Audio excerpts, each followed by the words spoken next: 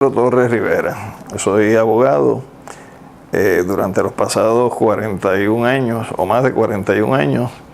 he dedicado mi práctica a representar trabajadores y sindicatos obreros. En los últimos 2 años he tenido el privilegio de presidir la organización más antigua que tiene la sociedad civil puertorriqueña, que es el Colegio de Abogados y Abogadas de Puerto Rico, una organización fundada hace 178 años, es decir, 1840.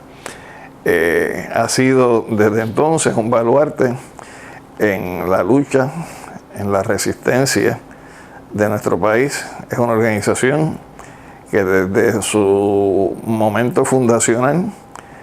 ha tenido el beneficio de poder dedicar sus esfuerzos al servicio de los sectores más menesterosos, más pobres del país. Y es una organización que durante años, cuando hubo la colegiación compulsoria, representaba la totalidad de los abogados y abogadas en Puerto Rico. Lamentablemente, dentro de lo que son las situaciones por las que nosotros atravesamos, la actual composición del Tribunal Supremo de Puerto Rico, que es una composición identificada políticamente con un ideario en particular, en la mayoría de sus jueces y juezas, que es la corriente anexionista, viendo al colegio como una instancia de lucha y resistencia, pues promovió a través de, primero, legislación y segundo, a través de una opinión del Tribunal Supremo de Puerto Rico, nuestra descolegiación. Es decir, que desde el año 2008-2009 la colegiación es optativa, es decir, no es compulsoria, y somos el único colegio profesional de todos los colegios que hay en Puerto Rico a los cuales se le ha impuesto por parte del tribunal una descolegiación. Por lo tanto, a pesar de ello, que no tenemos ya la totalidad de los abogados y abogadas en el país, somos una organización que representamos miles de abogados y abogadas en Puerto Rico, y como tal hemos procurado seguir dando el servicio que siempre a lo largo de tantos años hemos dado. Traigo esto como elemento condicionante porque lo que sucede con nuestro colegio es parte de lo que sucede con nuestro país, donde todas las instituciones que levantan su voz, todas las organizaciones que de alguna manera confrontan las políticas de este gobierno o de los gobiernos que nos han dirigido a nosotros a lo largo del presente y pasado siglo, pues han sido de alguna manera arrinconadas, agredidas y escamoteadas desde el punto de vista de procurar su extinción o su destrucción. En nuestro caso, nosotros seguimos siendo la casa grande de la abogacía puertorriqueña, y como nosotros decimos, con las piedras que se nos lanzan, son las mismas piedras con las cuales nosotros construimos nuestras murallas y nuestras atalayas para mantener la defensa de los mejores intereses del país. El Colegio de Abogados y Abogadas de Puerto Rico es una institución que mucho antes de que se creara el Estado Libre Asociado de Puerto Rico, que es el actual marco de relación política que tenemos con los Estados Unidos, ya desde el año 1944 el colegio había levantado la bandera de que no era tolerable un momento más el nivel de subordinación política de Puerto Rico a los Estados Unidos y la desigualdad en las relaciones entre ambos pueblos. De ahí que desde 1944 expresiones de nuestra asamblea han reivindicado el derecho del pueblo puertorriqueño a ejercer la libre determinación e independencia, que es parte de lo que el ordenamiento internacional hoy manda. Como colegio, nosotros hemos sido consistentes desde entonces, a través de la Comisión para el Estudio del Desarrollo Constitucional de Puerto Rico, de promover alternativas. Primero definimos cuáles eran los requisitos sustantivos de las fórmulas de libre determinación, ya sea en la independencia, ya sea en la asociación política o en la integración. Eso fue en los años 60. En los años 70, mediados de los 70, en particular 1977, logramos elaborar un documento de consenso donde se establecieron los requisitos procesales para el ejercicio de la libre determinación, que incluye, claro está, la transferencia de los poderes que hoy conculca el gobierno de los Estados Unidos al pueblo puertorriqueño, para desde el ejercicio de esa soberanía nosotros encaminar un proceso de libre determinación. Con posterioridad a eso hemos ido trabajando en el diseño de un vehículo procesal de consenso en el país que permita entrar en un proceso de ejercicio de libre determinación, pero también de negociación con los Estados Unidos sobre las bases en las cuales debe asentarse una futura relación política entre ambos pueblos. Y los pasados 20 años hemos venido impulsando como mecanismo procesal para el ejercicio de la libre determinación lo que nosotros hemos denominado una Asamblea Constitucional de Estatus. ¿Por qué es una asamblea? Porque es el método a través del cual podemos nosotros establecer un espacio común entre todas las corrientes políticas para desde ella establecer consensos sobre fórmulas no coloniales y no territoriales de futura relación política con los Estados Unidos. ¿Por qué es constitucional? Bueno, porque en el año 1950 el Congreso de los Estados Unidos, bajo los poderes plenarios que ellos reclaman a la luz de su cláusula territorial de la Constitución sobre los territorios, habilitó un proceso que permitió el que se desarrollara o se diseñara una constitución a través de la cual nosotros establecemos un nivel de gobierno propio en unos asuntos muy específicos y muy pequeños dentro del marco de la relación política con los Estados Unidos, y que se llamó constitución que no presupone un ejercicio de soberanía, constitución que, por ejemplo, el Congreso de los Estados Unidos le arrebató del artículo, a sección 20 del artículo 2, que es la Carta de Derechos, todos los derechos sociales que se habían alcanzado por consenso en las Naciones Unidas a través de la Declaración Universal de los Derechos Humanos, porque señalaba que eso eran medidas de carácter socialista. Una constitución donde el Congreso de los Estados Unidos le añadió una disposición al artículo 7 para dejar claramente establecido que si en el futuro el pueblo puertorriqueño hacía cambios a esa constitución, esos cambios no podían sacarnos a nosotros de la cláusula territorial de la Constitución, ni de la Ley 600 del Congreso de los Estados Unidos, ni de la Ley de Relaciones Federales con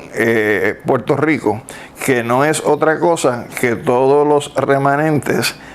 que existen de lo que fue la Ley Foraker de 1900 y de la Ley Jones del año 1917. Es decir, que es una tranquilla donde para que las cosas cambien tendrían que seguir siendo iguales. Es decir, que nosotros quedaríamos sujetos a la doctrina de los llamados poderes plenarios del Congreso, pero también sujetos a lo que establece el artículo 9 del Tratado de París, que dispone que la condición política del territorio y la de sus habitantes la determina el Congreso de los Estados Unidos. Por nosotros lo que planteamos es que es asamblea como vía procesal o método. Constitucional porque presupone una revisión total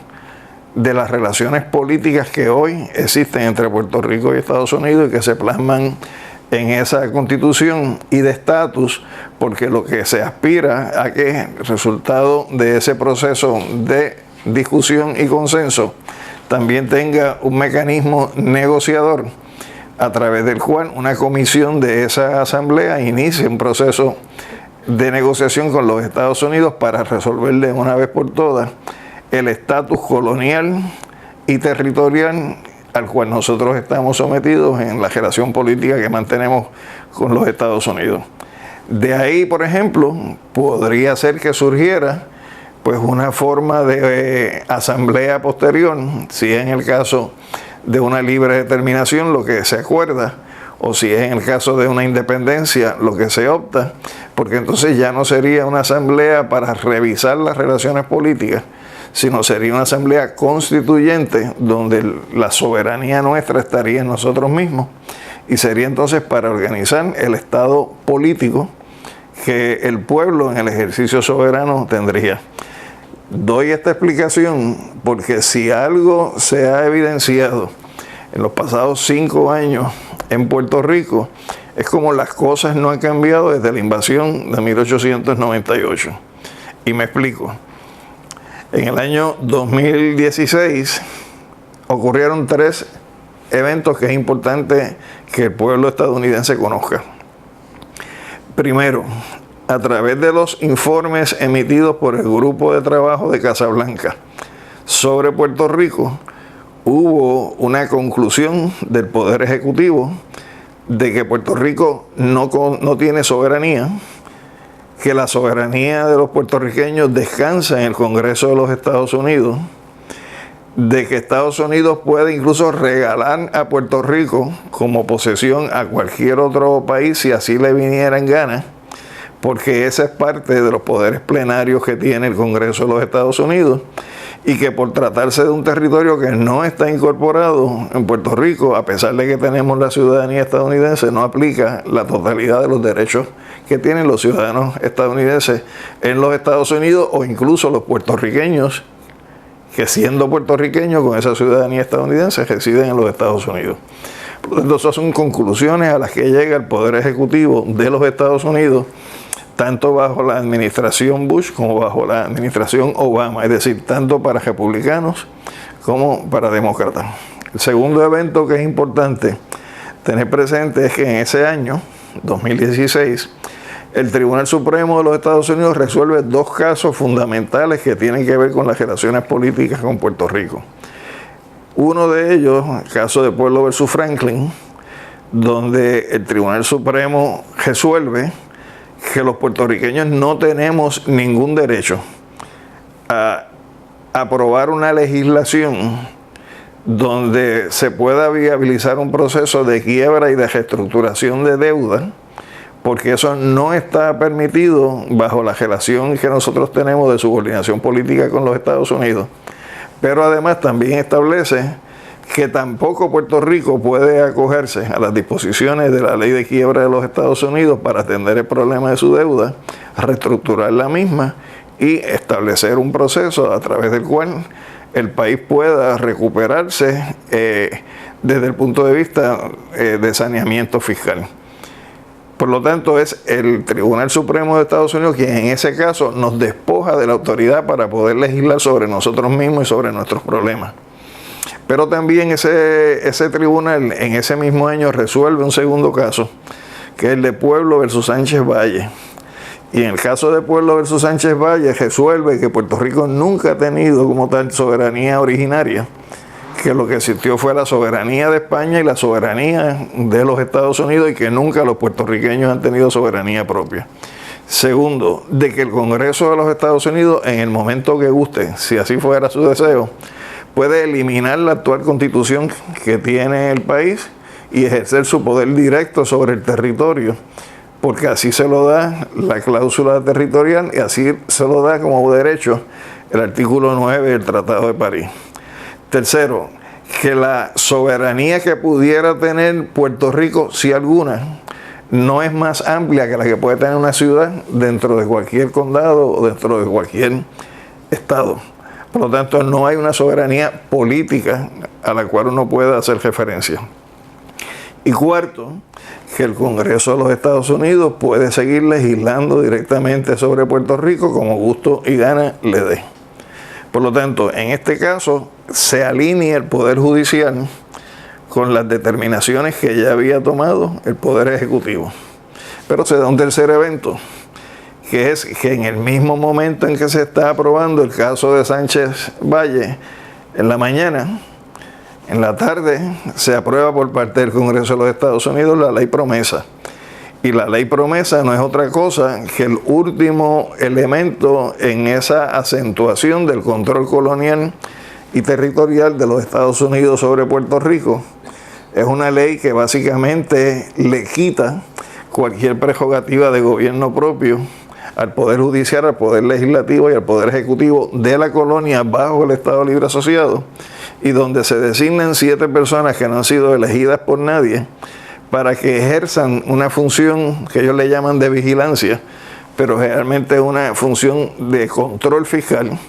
donde quien determina cuál es el presupuesto del país es esta junta de 7 personas que nadie escogió y que nadie eligió en Puerto Rico.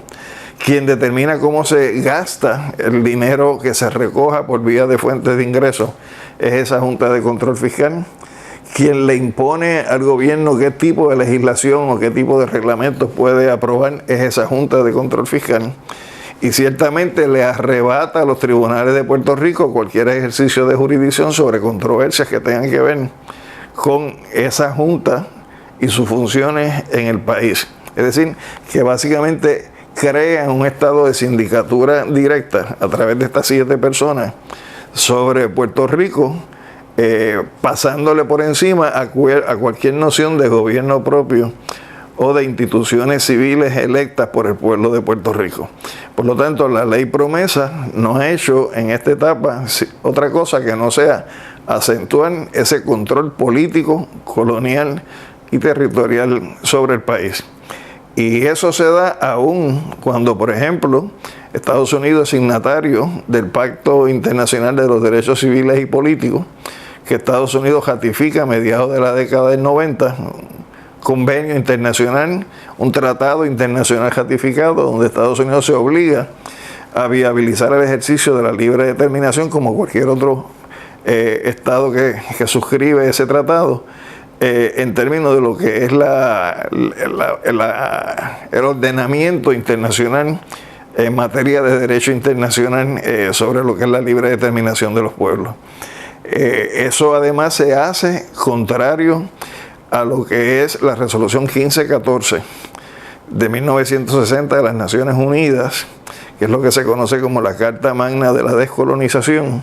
donde esa Carta Magna señala que el colonialismo es un crimen contra la humanidad y que los estados que forman parte de las Naciones Unidas están obligados a viabilizar que en los territorios, ya sea bajo administración directa, bajo fideicomiso o no autónomos, o en aquellos territorios que aún no han podido acceder a la independencia, se cumpla con garantizar un proceso libre de injerencia para la autodeterminación de los pueblos,